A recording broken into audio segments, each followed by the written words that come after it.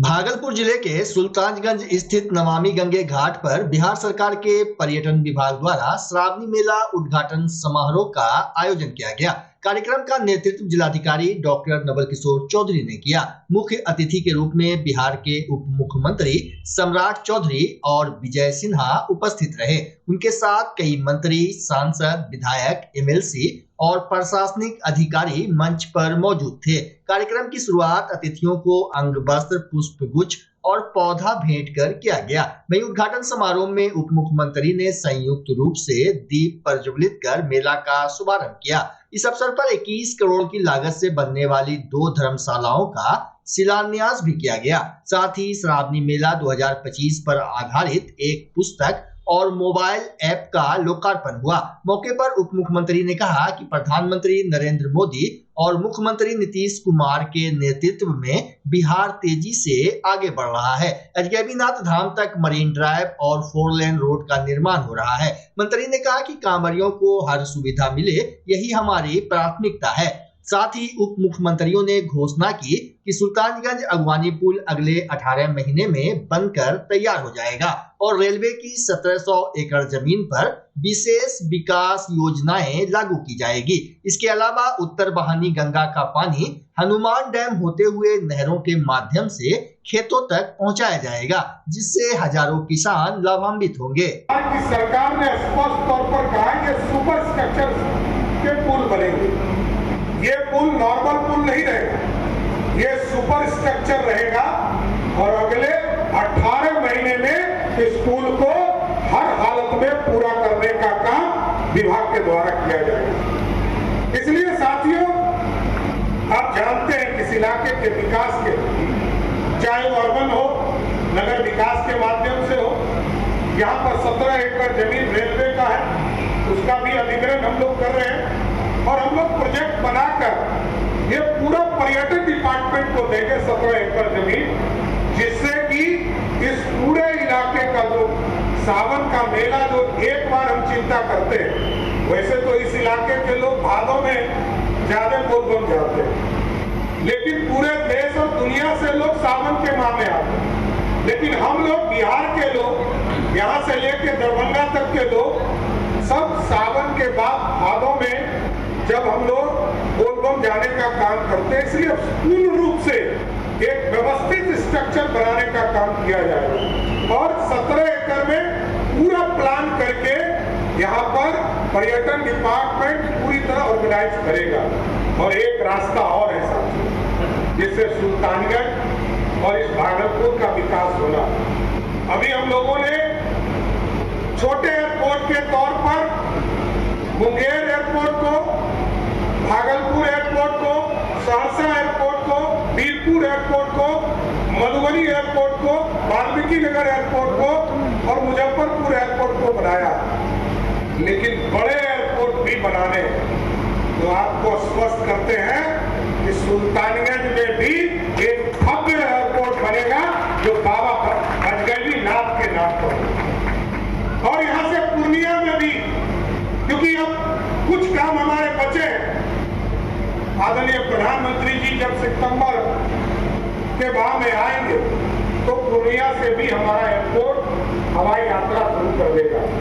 लेकिन साथियों, इस इलाके के विकास और जैसा कि कहा ललित जी ने, यहाँ से गंगा जल उठाकर हम लोग हलमना डैम ले जा रहे हैं और हलमना डैम ले जाकर जो सिंचाई का काम है, चाहे वो मुंगेर जिला हो, बांका जिला हो, भागलपुर जिला हो, ये तमाम जो खेत में पानी की दिक्कत होती थी, इसको भी सारी टेंडर की प्रक्रिया पूर्ण कर ली गई है। पवित्रता का भाव जहाँ एक ही नारा गूंजता है, बोल बम का नारा है, भोला एक सहारा है।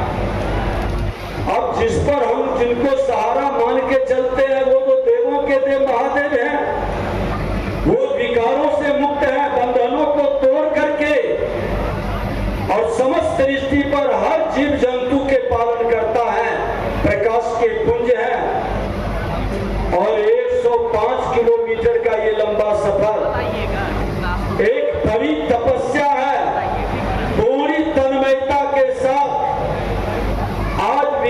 की धरती अजगैबी नाथ के धरती से ये शुरू होता है और जहां कल्पवास हजारों वर्ष से चल रहा हो, बगल में सिमरिया जहां समुद्र मंथन का मंदार पर्वत और बासुकीनाथ भी इसी बिहार के अंदर विराजता है। ये पर्यटक के क्षेत्र में देश के मानचित्र पर एक नई पहचान उभार के लिए और गुलामी के प्रतीक को मिटाने के लिए, जो 1000 वर्ष की गुलामी में हमारे नामों को बदला है, हमारी पहचान को मिटाने की व्यवस्था बनाया है। हमने पिछले बार भी आग्रह किया था, सरकार अपनी व्यवस्था बनाएगी, लेकिन जनमानस के मन के अंदर ये व्यवस्था अगर जो बन जाती है कि हम अजगैबी नाथ अपने घर के आगे बोर्ड पर, दुकान पर, प्रतिष्ठान पर लिखना शुरू कर देंगे, कोई रोक नहीं पाएगा।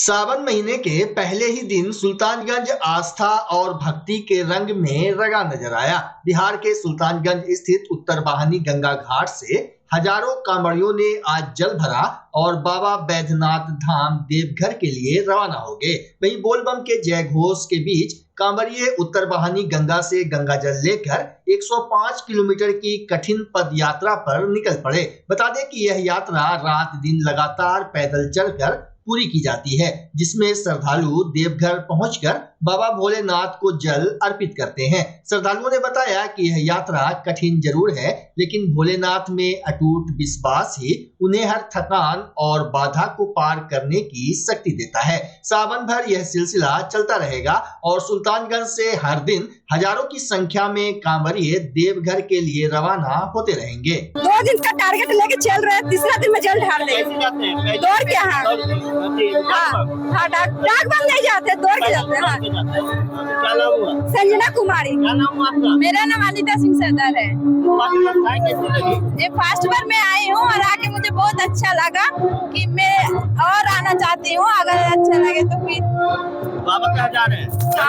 हाँ। क्या मांगेंगे बाबा से? बाबा से दुआएं मांगेंगे कि मन। साल से आ रहे हैं? हमरा 8 साल हो गया। 8 साल आज पहले आते थे, इस बार आए, कैसा लगा? ठीक है व्यवस्था। ठीक है। कितना दिन में पहुँचेंगे?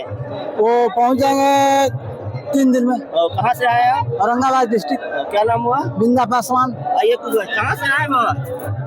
औरंगाबाद। औरंगाबाद से। कैसी व्यवस्थाएं लगी यहाँ की? अच्छा लगा। अभी कितना दिन में पहुँचेंगे वहाँ? 3 दिन में। 3 दिन में पहुँचेंगे। उसके बाद यहाँ पैदल जाएंगे? हाँ पैदल जाएंगे। क्या नाम हुआ? सुजीत कुमार। आपने देखा कि यहाँ पे जो लोग आए हुए हैं किस तरह से आए हुए हैं, किस किए हुए हैं, आप देखेंगे। कहाँ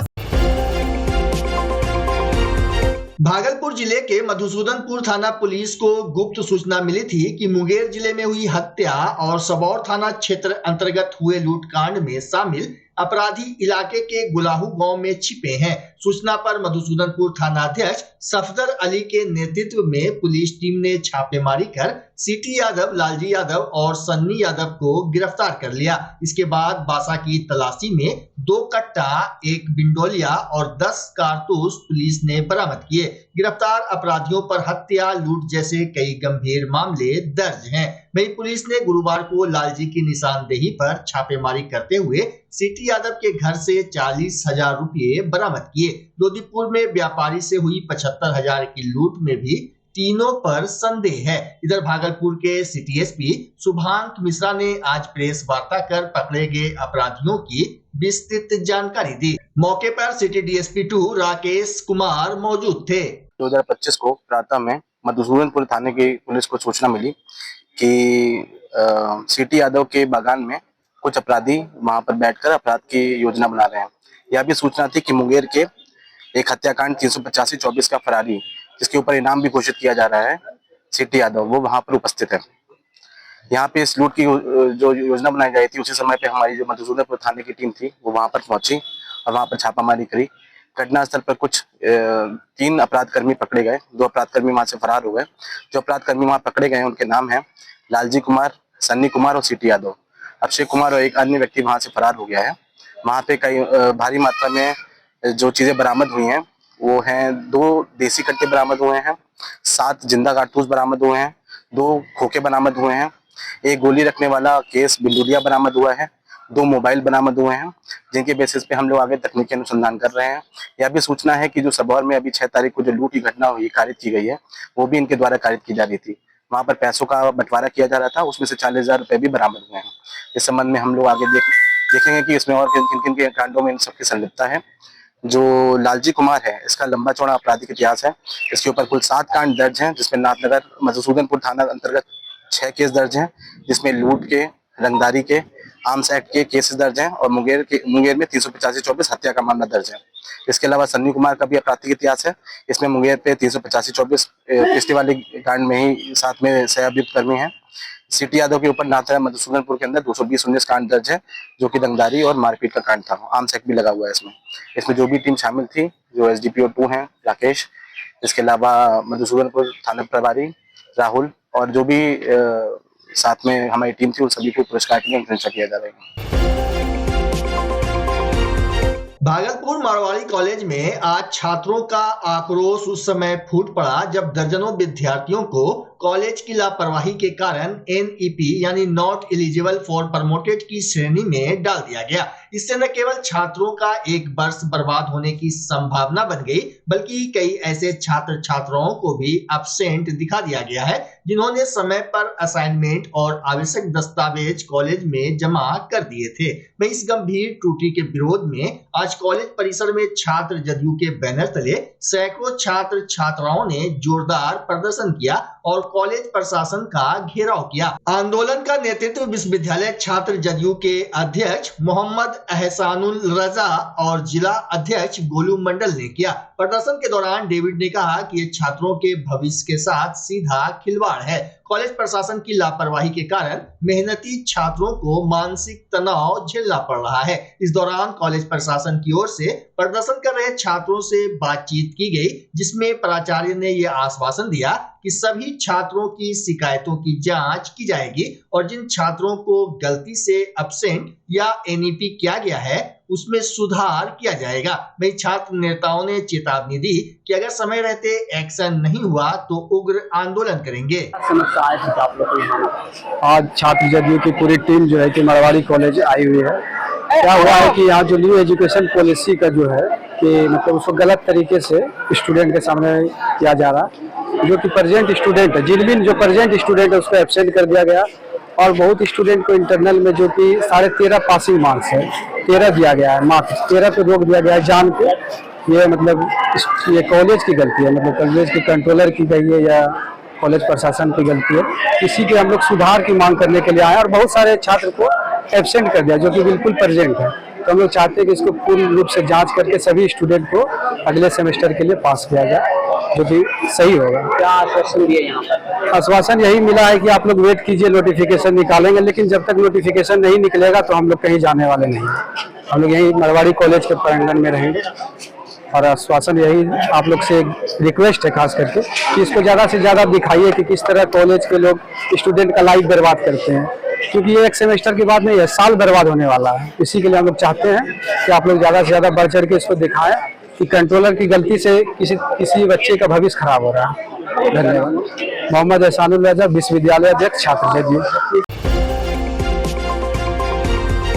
तिलका मांझी भागलपुर विश्वविद्यालय का 66वां स्थापना दिवस शनिवार को समारोह पूर्वक मनाया जाएगा। इसको लेकर विश्वविद्यालय में तैयारी पूरी कर ली गई है। PRO डॉक्टर दीपक कुमार दिनकर ने बताया कि स्थापना दिवस पर विविध कार्यक्रम का आयोजन किया जाएगा। कार्यक्रम में जिला प्रशासन के अधिकारियों के साथ साथ सांसद, विधायक एवं MLC को भी आमंत्रित किया गया है। तिलका मांझी भागलपुर विश्वविद्यालय प्रशासन द्वारा आमंत्रित अतिथियों के बीच आमंत्रण कार्ड का वितरण कर दिया गया है। उन्होंने कहा कि समारोह को सफल बनाने के लिए अलग अलग कमेटी बनाकर जिम्मेदारियां दी गई है। समारोह की शुरुआत पूर्वाह्न 11 बजे तिलका मांझी की प्रतिमा पर माल्यार्पण के साथ होगा।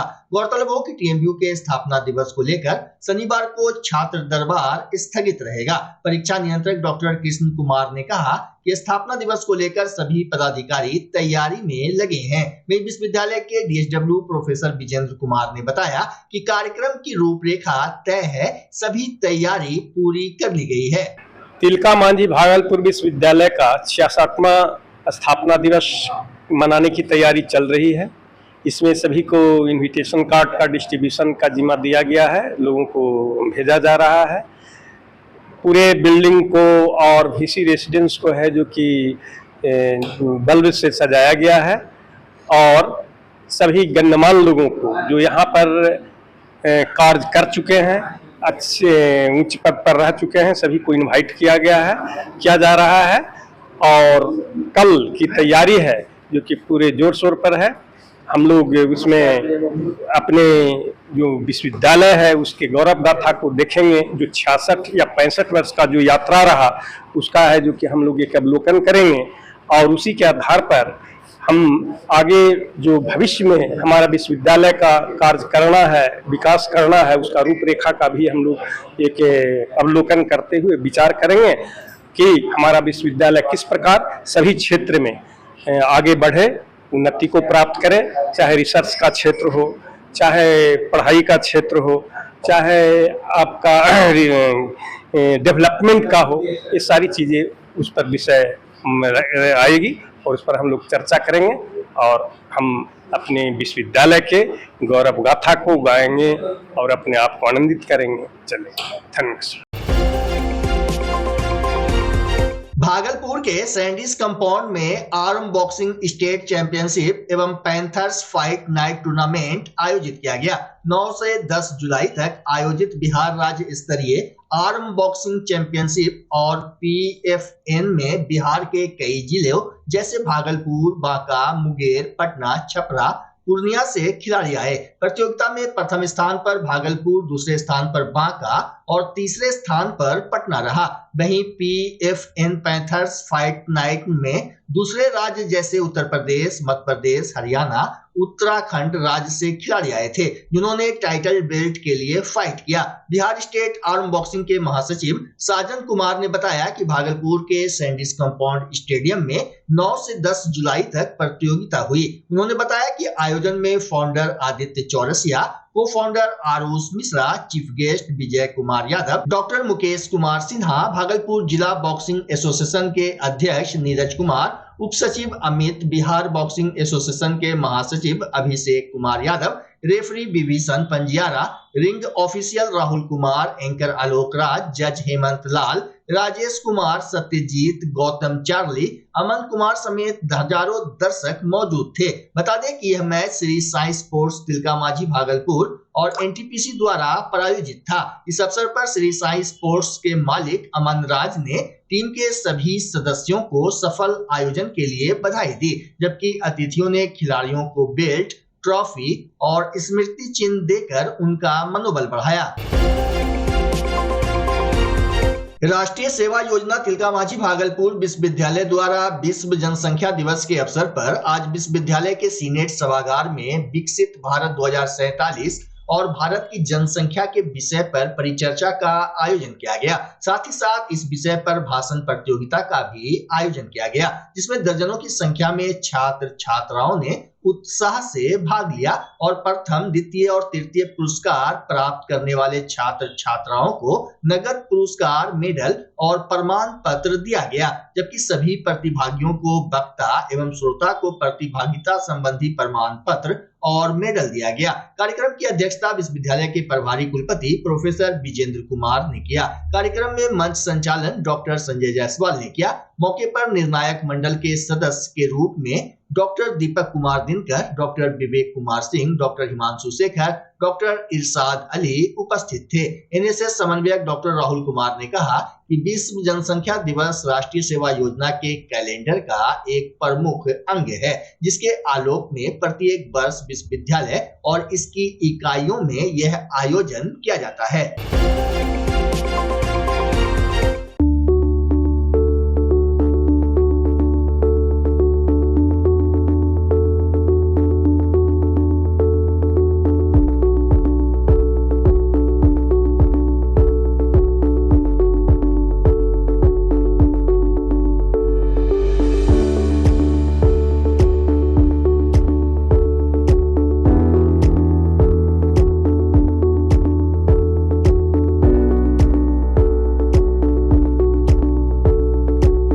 बच्चा जब जन्म लेता है तो कई बार बच्चा तुरंत नहीं रोता है, रोने में देर हो जाता है। ऐसे में बच्चा क्षतिग्रस्त हो जाता है और उसके बचने की संभावना कम हो जाती है, और यदि बचा तो भविष्य में उसमें विकलांगता की समस्या आती है, जिसे सीपी कहते हैं, जिसका कोई माकूल इलाज नहीं है और ज़िंदगी भर बच्चा विकलांगता से जूझ सकता है। ऐसे में पूरे संसार में कूलिंग थेरेपी का सहारा लिया जाता है। जन्म से ठीक 6 घंटा के अंदर यदि उसको कूलिंग थेरेपी दिया जाए तो उससे उसका सीपी की समस्या कम होती है और बचने की भी संभावना बढ़ती है। पहली बार बिहार झारखंड में आपके शहर के स्नेह नवजात शिशु बाल सेवा केंद्र में यह मशीन उपलब्ध है। कभी भी ऐसी बात हो कि बच्चा रोने में विलम्ब हो गया तो आप स्नेह नवजात शिशु बाल सेवा केंद्र में जरूर संपर्क करें।